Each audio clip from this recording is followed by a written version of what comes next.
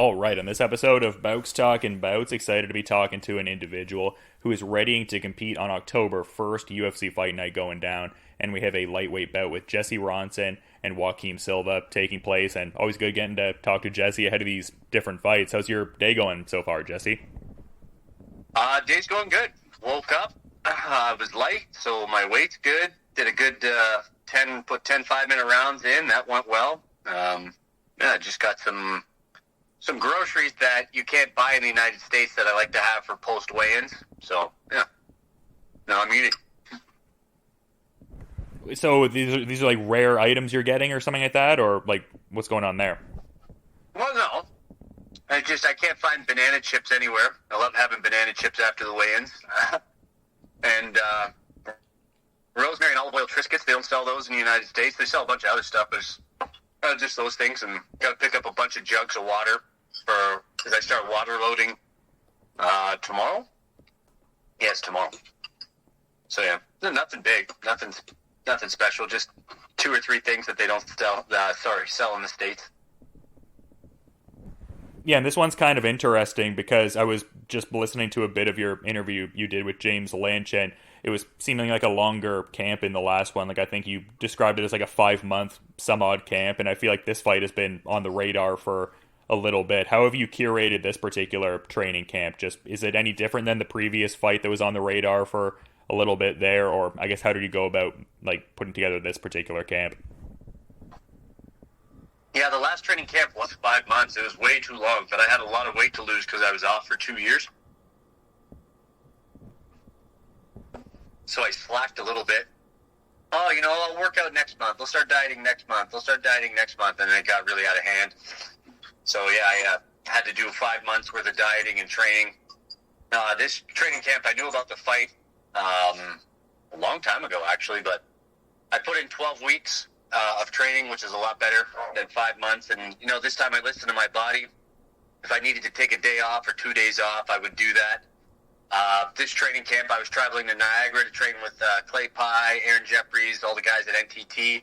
Been going to BTC to spar. I'm still going to Hamilton to train with my kickboxing coach. So I've been getting a lot of different looks, training with a lot of different gyms and different people, which is something that I haven't done for a long time, and I feel, sharper than ever and better than ever. Yeah, I saw you over with Mike Malott at BTC, it looked like there, so it seems like you're getting in some great work there. Yeah, getting in some really high-level looks, and like I said, I didn't do that for my last fight, and, I thought I could do it all from home, and that was a big mistake, and, I was just overworked, overtrained, over-injured, and, I shit the bed come fight night, but this time around, I feel, like I said, I don't think I've ever felt mentally or like physically this good before a fight. Like, I'm amped, I'm excited. Like, normally I'm nervous. Like, even the fights that I feel like I'm going to crush and kill somebody, I'm still nervous.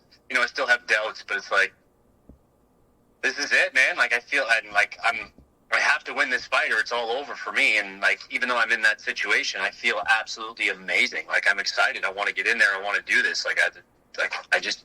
It's like, shut the fuck up. Just do it. Let's go. I can't wait. I just can't wait.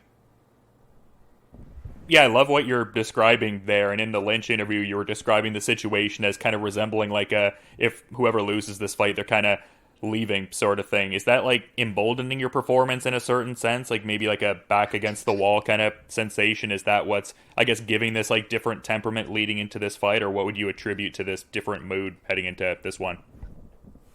Well, it's just, I know what happens if I lose. So why not go out there and be the guy that I've always wanted to be and do the things that I've always wanted to do? It's just like, just pull the trigger, man. If you lose, you're leaving town. That's it. You're done. You're never getting back to the UFC because, you're turning 37. They ain't going to, even if I go on a 5-6 fight win streak, it's going to be a while. And they're like, oh, he's 38, 39. We don't want that guy. So it's, a lot of people would say, there's some pressure onto it. Like, but, there's a lot of things that I've always wanted to do and a lot of things that I wanted to show. And it's like, you know what? Let's fucking go. Let's do it now. You know what I mean? Because every time I've ever fought somebody in the UFC, they've all completely changed their style to fight me. And it's like they all have fought not to lose. Every single one of them. And I realized that, and I'm like, you know what? I don't get paid enough to go out there and fight the way that I want to fight. So you know what? Like this fight is, let's go. Let's just fucking do it. Right? Sorry, my one German is beating up my other German. I was gonna say, hopefully. Yeah. So I just feel really comfortable, you know, really relaxed, and I'm like excited to just do it. And like every time I'm training, every time I'm sparring, I just think of all the tools, because I have a vast toolbox from kickboxing, wrestling, jiu-jitsu. I have all these tools, and I just like, you know, fuck it, do it.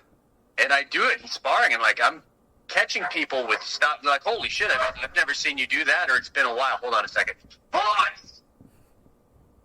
Both of you weigh combined 250 pounds. She weighs 40 pounds. Relax. They're both like my two big dogs are beating up the little one. Oh no. All right, but yeah, so it's like I'm pulling things like submissions that I used to do, wrestling tricks that I used to do, even striking moves that I haven't done in years. You know, I'm pulling off all the fancy, fun stuff that, you know, made me love this sport, and I'm doing it now because I'm like, yeah, why not? Let's do it. And nobody's seen it, and it feels good. You know, everything just feels right.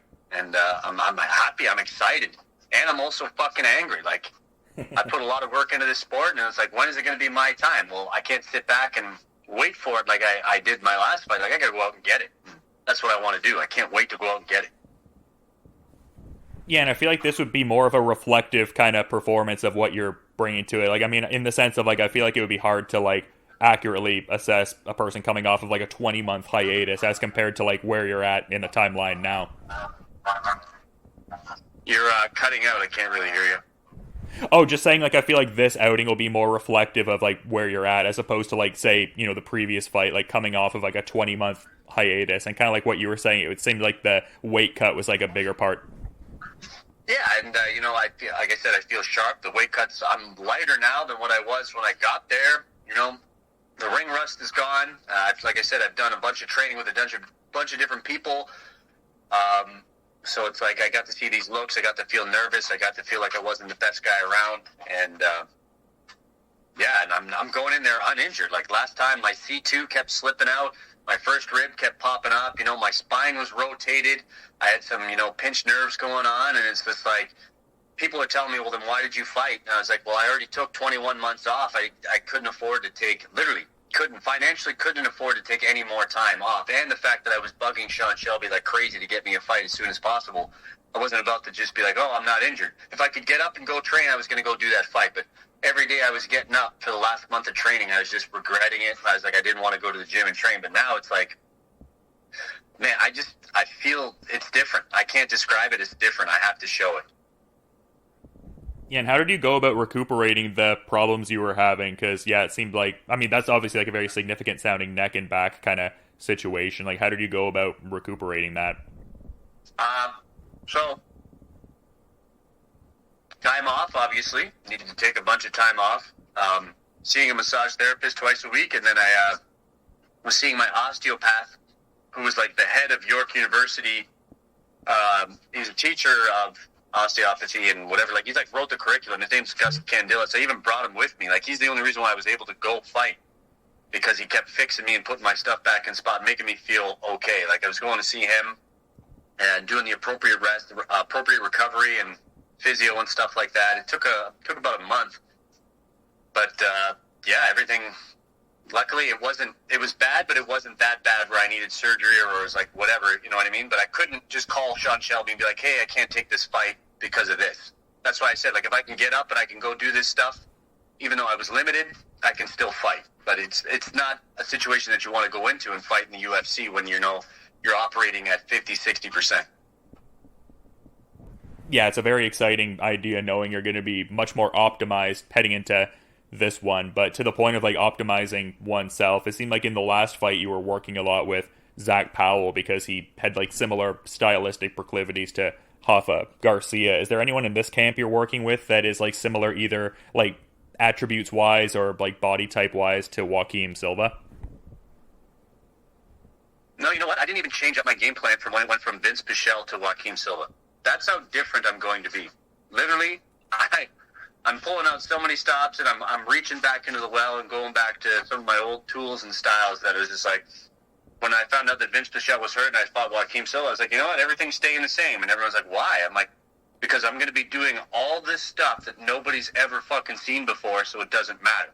And I'm like, I don't train like Joaquim Silva's a banger. He's a striker, and he looks big and strong as hell, which I've talked to a few people, even Vince Pichel, who fought him and said, yeah, he's so strong, and he's in shape, but, he's a jiu-jitsu black belt, but who the fuck isn't in the UFC, you know what I mean? The guy doesn't really go for submissions or for takedowns. He likes to stand and bang, but everybody that I've ever fought, from Shane Campbell to, it doesn't even matter. Everybody's always shot on me, so I can expect that from him. I know what to expect from everybody that I fight now, and I just got to be smarter and more patient than what I was before, and got to do all these things that I know I can do that I've done a million times that I just haven't done in fights over the last couple of years. So, like I said, the game plan didn't change from Vince to this guy.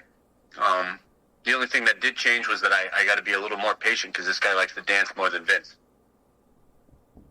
Yeah, and it's curious you mentioned the black belts. I thought it was cool seeing that you collected the black belt relatively recently there. That seemed like a huge moment for you, like you had an Instagram post in May. Can you kind of describe the feelings with that? It seemed like a key moment in the journey. People like, it's something, I've been training jiu-jitsu for 12, 13 years now, on and off. Like, I put a gi on for the first time in 2007. I did that for like 6 months. And I was like, this is dumb. Like, I'm never going to be wearing these pajamas for people to grab onto. And I'm like, this just doesn't make any sense for MMA. So then I just focused on kickboxing and everything else. And then I was like, I did no-gi jiu-jitsu for a little bit. And then, whatever. It's just been a, 13-year journey of just grappling. And, I do have the set skills, multiple different black belts. High-ranking guys are like, yeah, man, Jesse's really good. Like, he's really impressive. And, he deserves it. Even though I'm not much of a gi guy, but yeah, it just goes to show, like, you you put the time in and you get the rewards. It's satisfactory, or the satisfaction knowing that, yeah, hey, I am at this level because, yes, I am that good because, yes, I put that time in. Right? Yeah, and I mean, talking about like how refined you are in all aspects of the game, I would think that would lend itself to, the temperament with the opponent kind of shift here, because you seem like you're kind of like nonplussed about it, like just like more so like, oh, well, I can be adaptable, like I'm a well-rounded kind of guy. Is that kind of like a fair characterization of how you felt about the opponent switch? 100%. I've seen this guy grapple before. I've seen him wrestle, and like, I've seen everything. And I was like, oh, if you want to grapple, let's grapple, bro. Like, I'm down. We can do this. We can take it there. I feel great. Like, the Garcia fight, I was prepared to grapple, but it's like, I got kneed in the face, and it scrambled my eggs, and it really jammed my neck up, and I had, like, zero strength in my arms after that. And, one bad thing led to another. Shitty weight cut, shitty recovery, whatever else. But, yeah, this time around, like, when I'm operating at 100%, I'm down to fight anybody, anywhere they want. That's how comfortable I am, because that's how much training and work I put in everywhere with high-level guys. I just haven't been able to show it, because when I fought Garcia, I wasn't 100%. When I fought, Nicholas Dalby, that was a weight class up, and, I had that tainted supplement in me, so everyone's like, oh, it was that. That's the reason why you did that to him. I'm like, okay. Even though I've iced bigger guys before with punches, it doesn't matter. So, like, the last time I felt really good, like this good, was when I fought Troy Lamson, and I pieced that guy up at BTC in Kitchener. He was a black belt and, NCAA Division I wrestler, taller, longer, bigger guy, and I fucked him up. So, expect something like that to happen.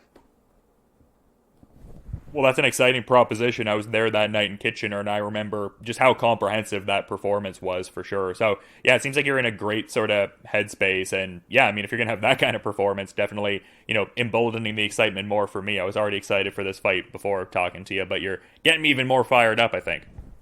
Yeah, that's how I feel. Like, that's what I think is coming, or even something even better.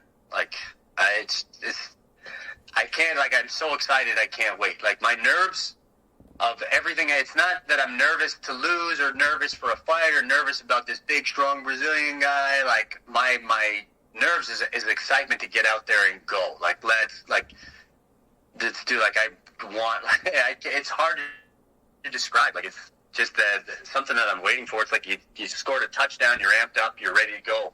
It's like, come on, coach, put me in. Like, I'm waiting for that. Yeah, it seems like you're chomping at the bit for sure. Good they were in such close proximity to the fight, but one of the last things I wanted to kind of touch on there, not necessarily fight related, but fun all the same, just a new addition to the little fam there with Midnight and everything like that? I know your other two dogs were kind of beating him up a little bit there a bit ago, but generally smooth kind of inclusion into the collective there, or how's that been going? Midnight. So she's gonna run this pack. She's a handful. She's a little terrorist, is what she is. And I thought Blue, my Alaskan Malamute Husky, was gonna be. He has a very difficult time with other dogs. Like, he's just very aggressive and protective. But he was very welcoming. Hasn't It was Boss, the other German Shepherd, that snapped out of the first day, and but yeah, it was like a seamless transition, and now they all just get along, and it was perfect. Like, it went a lot smoother than what I thought it was, and it was a blessing. And now we have little Midnight, the little terrorist that she's so fun and she's so cute, and I'm glad we got her. Yeah, definitely a cute dog from what I've seen so far. Seems like a nice new addition and everything like that. I love my furry friends too, so I always want to check up on that. But yeah, you've been great with your time, Jesse, and it's always fun getting to talk to you either before or after big fights and all of that. So the time is always appreciated, but I want to extend the appreciation, be mindful of your time. I imagine you're a busy guy, so to that point, is there anything you want to perhaps add as a parting thought as we're wrapping up here, man? I just making this training camp possible, I had to start a GoFundMe because, even though I'm in the UFC, we're not as financially, free as everybody thinks. I just want to thank everybody that donated to my GoFundMe to make my trips to Niagara and BTC in the Toronto area, Hamilton area possible. The King, Fazil Rahman, huge shout out to him. He's always been in my corner. I got some training partners, Adam Nasenza, Clay Pye, Aaron Jeffries, my boy back home, without this guy, he's, my Robin to my Batman for the last, 3-4 years. Matt Barry Bednarik, he's been really, his sacrifices and beatings that he takes for me to get me ready, I owe him a lot. That's about it. And, my wife for understanding, not so much lately, but, as much as she can. Yeah, well, I appreciate you coming on the show, man. This was some great shout-outs for sure. And this is going to be a great fight on October 1st against Joaquim Silva. And just, really looking forward to checking it out. And like I said before, I feel like you're firing me up even more than I already was for it. So that's always a good time. And looking forward to seeing the fight when it goes down. But until then, you just have a good rest of your day there, man. All right, thank you.